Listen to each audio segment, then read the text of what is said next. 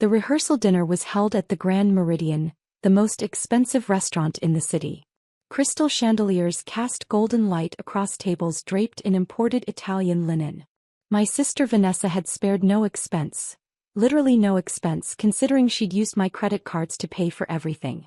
I sat at the far end of the family table, wearing a simple navy dress while everyone else sparkled in designer clothes. Vanessa held court at the center, her engagement ring catching the light every time she gestured. The diamond was 3 carats, maybe 4. I happened to know it cost $47,000 because I'd seen the charge on my Amex statement 2 months ago. "This salmon is absolutely divine," my mother gushed, dabbing her lips with a napkin. "Vanessa, darling, you have such impeccable taste."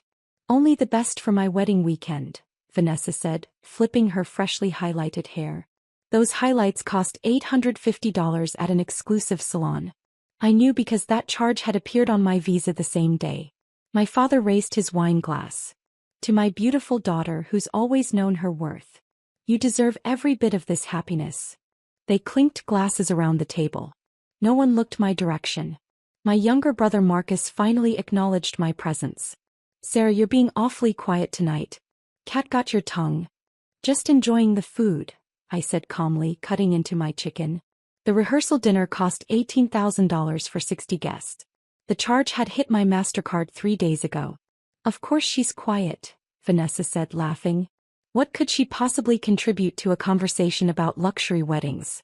She works some boring government job and lives in that sad little apartment." My mother nodded sympathetically. "Sarah, honey, we keep telling you, you need to put yourself out there more. Look at your sister. She's marrying an investment banker. Meanwhile, you're 32 and still single." "My career keeps me busy," I said. "Career?" Vanessa snorted. "You're a bank examiner or something equally dull." "How thrilling." She turned to her fiancé Brett, who sat beside her looking smug in a custom suit. "Brett makes more in bonuses than Sarah probably makes all year." Brett smirked. "Banking is where the real money is. Retail banking examination must be quaint." "Something like that," I said, taking a sip of water. The truth was, I worked for the Federal Reserve as a senior banking investigator, specializing in financial crimes and fraud. But I'd learned long ago that my family wasn't interested in the truth about my life. They'd decided I was the boring, unsuccessful sister, and nothing I said would change their minds. My Aunt Linda leaned across the table. "Sarah, dear, you really should let Vanessa help you with your wardrobe. That dress looks like something from a discount store." "It's comfortable," I said. "Comfortable," Vanessa repeated mockingly. "That's Sarah's entire life philosophy. Comfortable apartment, comfortable job, comfortable clothes. Meanwhile, some of us actually have ambition." The table laughed. I noticed my cousin Rachel recording on her phone, probably for Instagram. She'd been documenting every moment of Vanessa's wedding journey for her 50,000 followers. "Speaking of ambition," my father said, "Brett, tell us more about this deal you're closing." Brett launched into a detailed story about a merger he was facilitating. I listened carefully, noting several details that sounded questionable from a regulatory standpoint, but I remained silent. Around me, my family hung on his every word, impressed by his financial acumen. "That's the kind of go-getter attitude that builds wealth," my father said approvingly. "Not like these government workers who just coast along with their pension plans." "Dad makes a good point," Marcus added. "Sarah, when are you going to get a real job? Something in the private sector where you can actually make money?" "I'm satisfied with my position," I said. Vanessa leaned forward, her eyes glittering with malice. "You know what, everyone? I have a confession to make." She paused dramatically, making sure all attention was on her. "I've been using Sarah's credit cards for wedding expenses." The table went silent. Then my mother laughed nervously. "Vanessa, don't joke about things like that." "I'm not joking," Vanessa said, grinning. "Remember 6 months ago when Sarah gave me her wallet to hold while she used the restroom at that restaurant? I took photos of all her credit cards. Numbers, security codes, everything." My blood ran cold, but I kept my expression neutral. "You're kidding," Aunt Linda said, though she was smiling. "Completely serious," Vanessa continued. "I've charged almost everything to her cards. The dress, the flowers, the venue deposit, the catering, all on Sarah's credit." Brett looked uncomfortable for the first time that evening. Babe, that's actually hilarious. Vanessa interrupted. I know, right? And the best part is, what can she do about it? We're family. She's not going to press charges against her own sister for her dream wedding. My father frowned slightly. Vanessa, that does seem a bit much. Oh please, Dad, Vanessa said dismissively. Sarah makes decent money and never spends it on anything. She's been hoarding it in her boring savings account. I'm just putting it to better use. Think of it as her wedding gift to me. How much are we talking about? Marcus asked, clearly entertained. Vanessa pulled out her phone and started scrolling. Let's see. The dress was $12,000, alterations another $2,000. Flowers are $8,500. The venue deposit was $25,000. Catering is $45,000 for 200 guests. The honeymoon to Bora Bora is $18,000. Photography and videography package is $15,000. The rehearsal dinner tonight is $18,000. Entertainment is $12,000. Invitations were $3,000. She kept listing items, each more expensive than the last. My mother's eyes widened. That's over $150,000. $167,430 to be exact, Vanessa said proudly. And that's not counting the smaller things. Hair, makeup, the bridal party gifts, the decorations. I'd say we're probably closer to $190,000 total.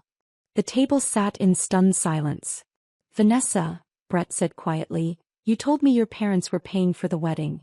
They're paying for some of it, Vanessa said with a wave of her hand. But Sarah's covering the bulk. Whether she knows it or not. I carefully set down my fork. So you're admitting to credit card fraud? Vanessa laughed. Fraud? We're sisters. You can afford it. Stop being so dramatic. Actually, I said calmly, using someone else's credit card information without permission, regardless of relationship, constitutes identity theft and credit card fraud under federal law. It's a felony. Oh, here we go, Vanessa rolled her eyes. The boring bank examiner trying to sound important. What are you going to do, Sarah? Report me? Ruin my wedding? Make Mom and Dad hate you even more than they already do? My mother reached over and patted Vanessa's hand. Sarah, honey, I know this is unconventional, but Vanessa's right, you're not going to press charges. Just think of it as helping your sister. Family helps family. I helped pay for Marcus's car when he needed it, my father added. We all chip in for each other. You asked me before taking $5,000 for Marcus's car, I pointed out. And I said yes. This is different. Is it though? Vanessa challenged. You would have said no if I asked. You're selfish like that. You'd rather hoard your money than see your sister happy. So I just bypassed the part where you say no. Rachel was definitely recording now, her phone aimed directly at me. This is incredible content, she whispered to my cousin James. So what? Marcus said. You going to call the cops on your own sister at her wedding weekend? That would make you the villain in this family forever. I looked around the table.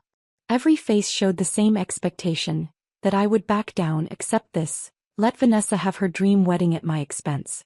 They'd already decided I was the lesser daughter, the boring sister. In their minds, my money was expendable, my feelings irrelevant. Just to be clear, I said slowly, you're admitting that you deliberately stole my credit card information and used it to make unauthorized charges totaling approximately $190,000? Oh my God, yes, Vanessa said with exasperation. What are you going to do about it? To me? I don't have the money to pay you back. Brett and I are using all our savings for the down payment on our house. So even if you took me to court, which would make you a terrible sister and a terrible person, you'd get nothing. She's got a point, my father said. Sarah, just let it go. The money's already spent. Vanessa's wedding is tomorrow. Don't ruin her special day over money. It's not about the money, I said quietly. It's about the principle. The principle? My mother scoffed. The principle is that family supports family. Clearly you don't understand that. I pulled out my phone. Who are you texting? Vanessa demanded. You better not be starting drama in the family group chat. I'm not texting anyone, I said, opening my secure work app. I'm filing an official report. The table erupted in laughter. A report with who? Marcus guffawed. The Better Business Bureau? Oh, I'm sure they'll get right on it. I typed quickly, entering the case details, suspect information and evidence summary. My credentials auto-populated at the top of the form. Senior Special Agent, Federal Reserve Criminal Investigation Division. Sarah works for the Federal Reserve, Brett said dismissively to the table. They examine banks, make sure they're following regulations. They don't investigate individual crimes. The Federal Reserve has multiple divisions, I said calmly, still typing. The Division of Banking Supervision and Regulation does examine banks. That's not where I work. Then where do you work? My father asked. The Criminal Investigation Division, I said, submitting the report. I'm a federal agent who investigates financial crimes, including credit card fraud, identity theft, bank fraud, and money laundering. The laughter died. You're not a federal agent, Vanessa said, but her voice had lost its confidence. You're a bank examiner. I'm a senior special agent, I corrected. I've been with the Criminal Investigation Division for 8 years. Before that, I spent 2 years with the FBI's Financial Crimes Unit. I looked up from my phone. I specialize in identity theft cases. My mother's face had gone pale. Sarah, you're exaggerating. You would have told us if you were an FBI agent. I left the FBI 6 years ago, I said. And I did tell you. At Thanksgiving in 2019, I mentioned my promotion to the Federal Reserve Criminal Investigation Division. You told me to stop being boring and change the subject to Vanessa's new boyfriend. The table was completely silent now. Brett cleared his throat. Okay, but surely you're not going to actually prosecute your own sister. You're just trying to scare her. I've already filed the report, I said, showing them my phone screen. The official Federal Reserve seal was visible at the top, along with my badge number and the case number that had been automatically generated.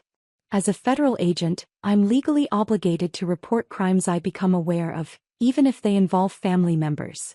Sarah, my father said slowly, let's think about this rationally. I am thinking rationally, I interrupted. Vanessa admitted to deliberately stealing credit card information and making unauthorized charges totaling approximately $190,000. She did this on camera. I nodded toward Rachel, who had lowered her phone, looking panicked. In front of multiple witnesses at a public venue. This isn't a he said she said situation. This is a documented confession to multiple federal felonies. Federal. Vanessa whispered. Credit card fraud crosses state lines, I explained. The credit card companies are based in different states, vendors are in multiple states, and the honeymoon involves international travel. That makes it federal jurisdiction. The FBI will likely be involved, along with the Secret Service Financial Crimes Division. The Secret Service investigates financial crimes? Marcus asked stupidly.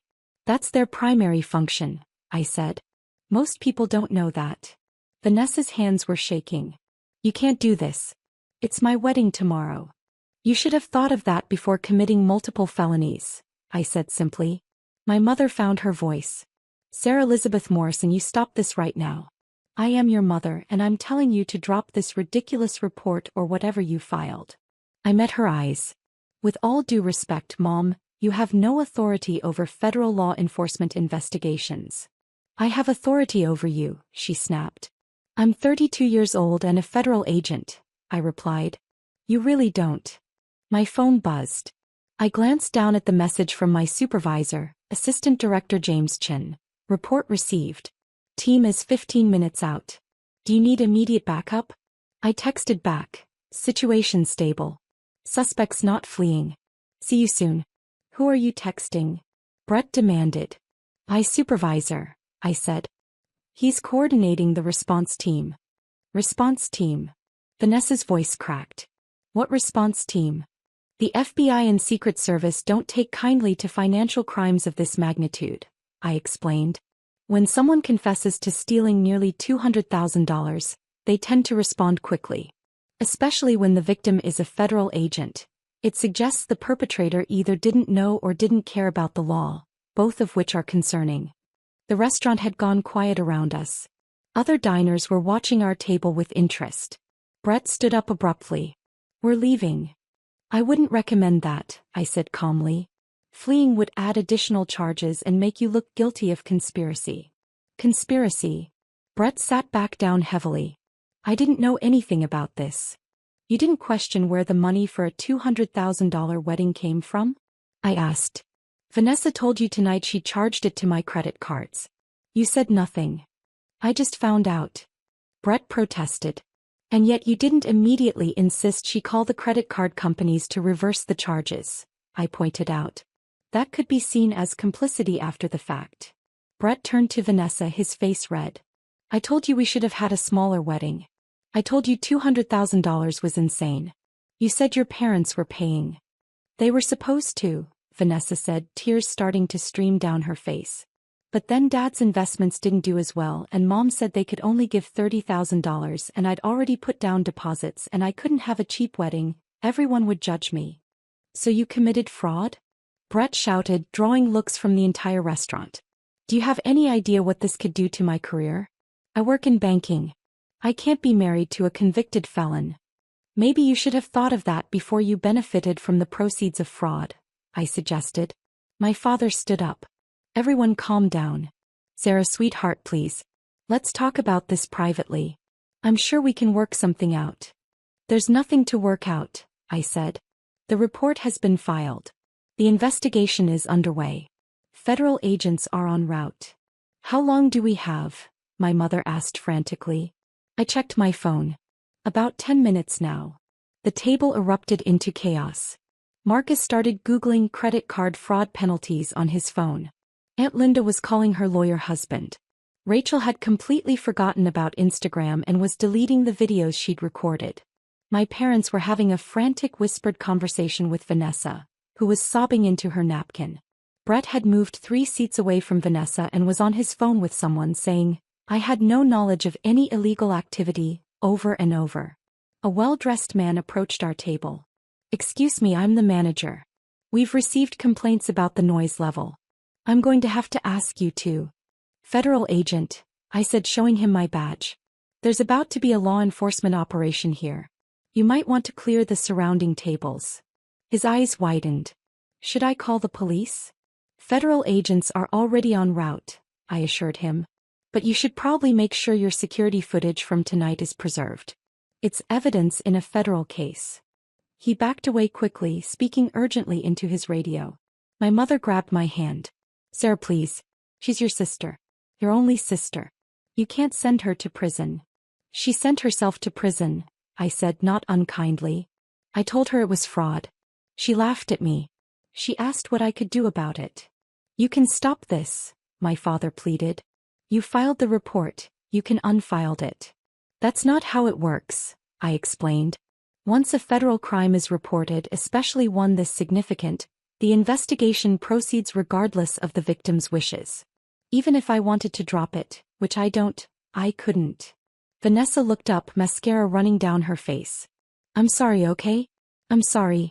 I'll pay you back. With what money? I asked. You just told everyone you spent all your savings on a house down payment. We'll sell the house, Brett said immediately. We'll return everything for the wedding we can still return. We'll make payments. That's between you and the court, I said. Restitution is typically part of sentencing. Sentencing? Vanessa whispered. Credit card fraud involving amounts over $100,000 typically carries a sentence of 5 to 10 years in federal prison, I said. Identity theft adds another 2 to 5 years. Depending on how the prosecutor structures the charges, you could be looking at a significant sentence. But I'm getting married tomorrow, Vanessa sobbed. You might want to postpone, I suggested. The restaurant's front doors opened. Assistant Director Chin entered, followed by 4 other agents in FBI windbreakers and 2 Secret Service agents in dark suits. The restaurant went completely silent as they approached our table. Agent Morrison, AD Chin said formally. We received your report. I stood. Sir. This is the suspect, Vanessa Morrison. I gestured to my sister, who had gone white as a sheet. She confessed to identity theft and credit card fraud in front of multiple witnesses approximately 20 minutes ago. Is the confession recorded? Asked one of the FBI agents. Rachel silently held up her phone. I'll need that phone as evidence, the agent said, putting on gloves. But my Instagram, Rachel started. We'll return it after we extract the relevant footage, the agent assured her. Adichin looked at Vanessa. Ms. Morrison, I'm Assistant Director James Chin with the Federal Reserve Criminal Investigation Division. These agents are from the FBI's Financial Crimes Unit and the Secret Service. We need to ask you some questions. I want a lawyer, Vanessa said, her voice shaking. That's your right, Adichin said. But I should inform you that we've already obtained preliminary warrants for your phone records, credit card statements and bank accounts. We'll be executing those tonight. One of the Secret Service agents stepped forward. We'll also need to speak with Brett Morrison. Sir, were you aware of the fraudulent charges? Brett's expensive lawyer veneer cracked. I want a lawyer too. Interesting, the agent said, making a note. My mother stood up, trying to maintain her dignity. This is ridiculous. You're treating my daughter like a criminal over a family misunderstanding. Ma'am, Adichin said patiently, your daughter admitted to stealing credit card information and making approximately $190,000 in unauthorized charges. That's not a misunderstanding. That's multiple felonies. But she's family, my mother insisted. Sarah's family. She shouldn't have reported this. Agent Morrison had a legal obligation to report, Adichin said. But even without that obligation, no one should be expected to absorb a $190,000 loss, family or not. My father tried a different approach. What if we pay it all back right now? Surely that resolves the issue. Restitution doesn't erase the crime, one of the FBI agents explained. If someone robs a bank and then gives the money back, they still robbed the bank. This isn't a bank robbery, my father protested. You're right, the agent said. Bank robbery typically involves less money and shorter sentences than large-scale credit card fraud. The blood drained from my father's face. Over the next hour, the restaurant was transformed into a crime scene. The FBI agents interviewed witnesses, collected Rachel's phone and several other people's phones that had captured video. The Secret Service agents worked with the restaurant to secure their security footage.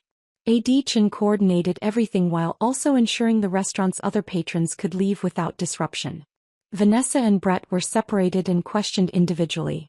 I could see Vanessa crying in the restaurant's private dining room while an FBI agent took her statement. Brett sat at the bar looking shell-shocked, answering another agent's questions in a monotone. My parents tried multiple times to convince me to fix this, but I remained firm. Marcus had disappeared shortly after the agents arrived, probably realizing his mocking comments about my boring government job had aged poorly. Aunt Linda and the other relatives who'd laughed at me earlier now couldn't meet my eyes. Around 10 p.m. Adichin approached me. We have enough to proceed. We'll be arresting Ms. Morrison tonight. Tonight? My mother gasped, having overheard. But the wedding is tomorrow.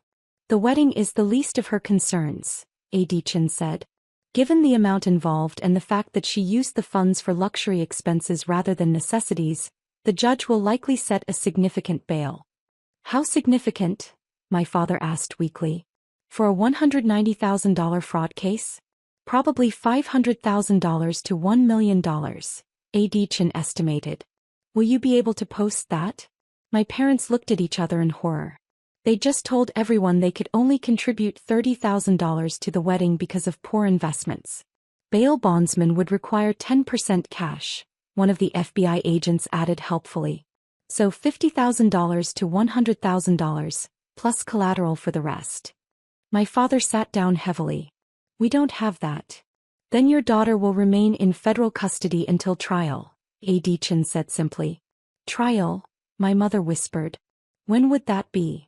Federal cases typically take 6 months to a year, the FBI agent said. Depending on the docket. She'll be in jail for a year? My mother looked like she might faint. If she can't make bail, yes, the agent confirmed. Brett suddenly appeared at my elbow. This is your fault, he hissed. You could have stopped this. You're destroying her life over money. Adichin stepped between us. Sir, I suggest you step back and calm down. She's a vindictive bitch, Brett continued, his voice rising. What kind of person sends their own sister to jail? The kind who has $190,000 stolen from them, I said calmly. What kind of person benefits from stolen money and then blames the victim? I'm canceling the wedding, Brett announced. I'm not marrying a criminal. This is over. He stormed out of the restaurant, leaving Vanessa sobbing even harder in the private dining room. My mother pointed a shaking finger at me. Look what you've done. You've ruined her wedding, her engagement, her life. All because you're jealous that she's prettier and more successful than you. More successful? I repeated. She committed fraud because she couldn't afford her own wedding. I'm a federal agent with a career I've worked a decade to build. But your mom. She's more successful. My mother's face crumpled. How can you be so cold? She's your sister. She's a thief, I corrected. If a stranger had done this to me, you'd be demanding their arrest. The only difference is we share DNA. At 10:47 p.m., Vanessa was formally arrested. The FBI agent read her Miranda rights while she sobbed.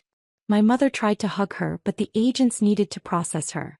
My father stood frozen, looking 10 years older than he had at the start of dinner. As they led Vanessa out in handcuffs, she looked at me. I hate you, she said, her voice hoarse from crying. I will hate you for the rest of my life. Okay, I said simply. The restaurant finally emptied around midnight. The manager approached me apologetically. Agent Morrison, there's the matter of the bill. The rehearsal dinner bill? I asked. Yes. It's $18,000. I pulled out the same credit card Vanessa had used to charge it. Add 20% gratuity. The servers dealt with a lot tonight. He looked relieved. Thank you. And for what it's worth, I think you did the right thing. Thanks, I said. Adichin drove me home. That was a hell of a way to spend a Friday night, he said as we pulled up to my building. Sorry you had to deploy the whole team, I said. Don't be sorry, he said firmly. Morrison, you're one of our best agents precisely because you don't make exceptions. The law applies equally to everyone. That's the whole point. My family doesn't see it that way, I said quietly. Your family stole $190,000 from you and expected you to smile about it, he said. Their opinion on your choices isn't really relevant. I nodded slowly. He was right, but it still hurt. Take the weekend, Adichin said. You're officially off duty. If you need anything, call me. I thanked him and went up to my apartment. The same apartment my family had mocked earlier that evening. My sad little apartment with its view of the city, hardwood floors and dedicated home office. I'd bought it outright 3 years ago with my savings, the same savings Vanessa thought I'd been hoarding. My phone buzzed constantly with messages from relatives. I ignored all of them except one from my cousin Zoe, who'd been traveling for work and missed the drama. Zoe, Rachel just called me. What the hell happened? I gave her the abbreviated version. Zoe, so Vanessa stole $200,000 from you, bragged about it, and you had her arrested? Essentially, yes. Zoe, good. I never liked her anyway. She threw wine on my dress at your dad's birthday party and blamed it on me. Yeah, I remember that. Zoe, your parents are going to lose their minds. We already have. Zoe, need me to fly back for moral support? Yeah, I'm okay. But thanks. Saturday morning, I woke to 47 missed calls and 130 text messages. Most were from family members alternating between begging me to drop the charges, impossible, and calling me heartless, possible. But there were also messages from people I hadn't heard from in years. Childhood friends, old colleagues, distant relatives. Apparently the story had spread fast. High school friend, heard what happened. Always knew Vanessa was toxic. Good for you for standing up for yourself. Former FBI colleague. Chin told me what went down. Well handled. Want to get coffee next week? Dad's brother, who my parents hated, your dad called me for bail money. Told him hell no. Proud of you, kid. The story hit local news by Saturday afternoon. Federal agent's sister arrested for $200,000 credit card fraud. The details were vague due to the ongoing investigation, but the basics were there. By Sunday it had gone viral. Apparently, Rachel's Instagram followers had screenshots of her deleted videos, and someone had leaked them. The internet's reaction was swift and brutal. Imagine being dumb enough to confess to federal crimes on camera. She asked, "What are you going to do about it?" to a federal agent's skull. The schadenfreude is strong with this one. Family is family until they steal $200,000 from you. Monday morning I returned to work. My colleagues had left a cake in the break room. Congratulations on your sister's arrest. You guys are terrible, I said, laughing despite myself. We're federal agents, my partner, Detective Williams, said. Dark humor is mandatory. Adichin called me into his office. The U.S. Attorney's Office wants to prosecute this aggressively. They're talking about making it an example case. Why? I asked. Credit card fraud is becoming epidemic, he explained. Having a case where someone openly confessed thinking they were immune because of family relationships. It's a good opportunity to send a message that no one is above the law. What kind of sentence are they pursuing? 8 to 12 years probably, he said. The amount involved, the premeditation, the lack of remorse. It all points to a significant sentence. I absorbed that. My sister could spend a decade in federal prison. You okay with that? Adichin asked gently. She made her choices, I said. I didn't force her to steal from me. I didn't force her to brag about it. I didn't force her to think she was untouchable. He nodded. For what it's worth, I think you're handling this with remarkable professionalism. The arraignment was Tuesday. Vanessa appeared via video from the Federal Detention Center, wearing an orange jumpsuit. She looked small and frightened, nothing like the confident woman who'd mocked me at the rehearsal dinner. The federal prosecutor laid out the charges. 15 counts of credit card fraud, 3 counts of identity theft, 1 count of wire fraud. Each count carried potential years in prison. Vanessa's court-appointed attorney argued for reduced bail, citing her lack of criminal history. The prosecutor countered that the premeditated nature of the crime and the amount involved made her a flight risk. The judge set bail at $750,000. My parents, sitting in the courtroom gallery, looked devastated. Outside the courthouse, reporters swarmed me. Agent Morrison, how do you feel about your sister's arrest? No comment, I said, walking to my car.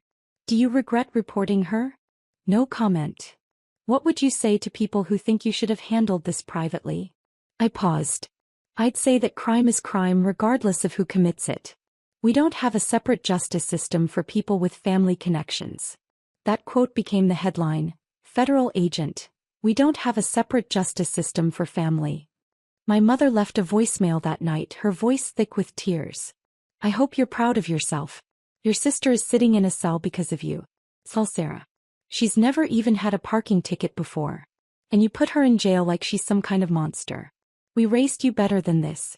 We raised you to value family. I don't know who you've become, but you're not my daughter anymore. I saved the voicemail. Not to listen to again, but as evidence of the emotional manipulation that had characterized my entire life in this family. 3 weeks later, Vanessa took a plea deal. 8 years in federal prison, 5 years supervised release. Full restitution of $193,472.18, the final accounting of all fraudulent charges, and permanent criminal record. Brett had already filed for an annulment of their engagement. The wedding venue had kept all deposits as per their contract. Money Vanessa had charged to my cards and would now have to pay back as part of restitution. My parents took out a second mortgage to pay me back immediately, hoping it would somehow reduce Vanessa's sentence. It didn't. The judge made clear that restitution was about making the victim whole, not about reducing consequences for the perpetrator. At Vanessa's sentencing hearing, my mother testified as a character witness, sobbing through her testimony about what a good daughter Vanessa had been. My father described her as generous and kind, someone who'd made one mistake. The judge listened patiently, then said, "This wasn't one mistake. This was a calculated series of crimes committed over 6 months, involving meticulous planning and repeated deliberate acts of theft. The defendant showed no remorse until facing consequences. 8 years." Vanessa sobbed as they led her away. My mother collapsed in the gallery. My father glared at me with pure hatred. I walked out of the courthouse and went back to work. 6 months later, I got promoted to supervisory special agent. My team handled complex financial crime investigations across 3 states. I was good at my job. Excellent, actually. I'd built a career on integrity, thoroughness, and an unwavering commitment to the law. My family never forgave me. I was excluded from all family events, removed from the family group chat, and written out of my parents' will. Cousins I'd grown up with blocked me on social media. Aunts and uncles I'd known my whole life pretended not to see me at the grocery store. But I'd also gained something: self-respect. For 32 years I'd been the family disappointment, the boring sister, the one who didn't quite measure up. I'd absorbed their contempt, their dismissal, their casual cruelty and convinced myself it was normal. It wasn't normal. And I didn't have to accept it anymore. My real family turned out to be my colleagues. People who valued integrity over image, who respected competence over compliance, who understood that doing the right thing often meant standing alone. A.D. Chen said it best at my promotion ceremony. Agent Morrison embodies everything we value in federal law enforcement. When faced with a choice between family loyalty and legal duty, she chose duty without hesitation. That's not coldness. That's courage. Vanessa is currently serving her sentence at FCI Danbury. She'll be eligible for early release in 6 years if she maintains good behavior. I hope she uses that time to reflect on her choices and become a better person. But honestly, that's not my problem anymore. I did my job. I enforced the law. And I refused to let family ties become immunity from consequences. Sometimes doing the right thing costs you everything. But sometimes everything you lose wasn't worth keeping.